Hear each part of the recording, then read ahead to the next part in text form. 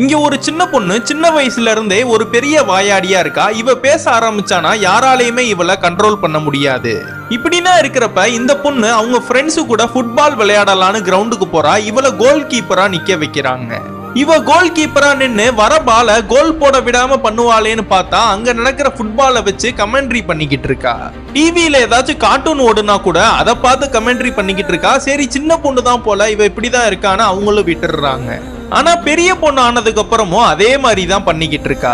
இந்த பொண்ணோட அண்ணன் அவங்க ஃப்ரெண்ட்ஸ் எல்லாருமே சேர்ந்து ஒரு ஃபுட்பால் டோர்னமெண்ட் நடத்தலான்னு பிளான் பண்றாங்க. ஆனா இந்த டோர்னமெண்ட்டுக்கு கமெண்ட்ரியா யார போடலான்னு யோசிக்கிறப்பதான் ஃப்ரெண்ட்ஸ்ல உள்ள ஒருத்தவன் சொல்றான், உன் தங்கச்சி தான் நல்லா தானடா பேசுவா, அவளே போடலான்னு சொல்றான். இவனும் அவன் தங்கச்சிட்ட போய் கெஞ்சி கூத்தாடி அந்த கமெண்ட்ரி பண்றதுக்கும் அந்த பொண்ணு ஒத்துக்கிறா.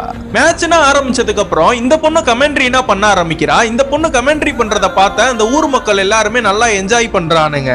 இந்த மேட்சுக்கு ஒரு பழைய ஃபுட்பால் பிளேயர் வந்திருப்பாரு. அவர் இந்த பொண்ணு பேசுறத பார்த்து இந்த பொண்ணுகிட்ட பேசுறதுக்காக வெயிட் பண்ணி, நீ நல்லா பேசுறமா, கமெண்ட்ரினா நீ நல்லா பண்ற, உனக்கு நல்ல எதிர்காலம் இருக்கு, மிஸ் பண்ணிராதன்னு சொல்லிட்டு வாழ்த்திட்டு போறாரு. இதனாலேயே இந்த பொண்ணு ஊர் முழுக்க ஃபேமஸ் ஆகி அந்த ஊர்ல நடக்கிற எல்லா ஃபுட்பால் மேட்ச்லயுமே இந்த பொண்ணு தான் கமெண்ட்ரி பண்றா. இந்த பொண்ணு சொந்தக்காரவங்க வீட்டு கல்யாணத்துக்கு வந்திருக்கும் போது இந்த பொண்ணோட அப்பா ஏதாச்சும் இந்த பொண்ணுக்கு மாப்பிள்ளை இருந்தா சொல்லுங்கன்னு கேக்குறாரு.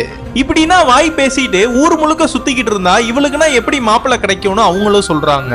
உடனே உங்க அப்பாவும் அவசர அவசரமா ஒரு மாப்பிள்ளைய பார்த்து இந்த பொண்ணு கிட்ட தனியா பேசுறதுக்காக அனுப்பி விடுறாரு. ஆனா இந்த பொண்ணு பேசுறத பார்த்த இவன் இந்த பொண்ணே வேணாண்டா சாமின்னு இவன் கிளம்பிடுறான்.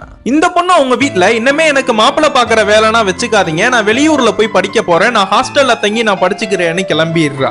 இந்த பொண்ணுக்கு பெரிய ஃபுட்பால் கமெண்டர் ஆகணும்னு ஒரு பெரிய ஆசை. அதனால வாய்ப்பு தேடி அலைய ஆரம்பிக்கிறா.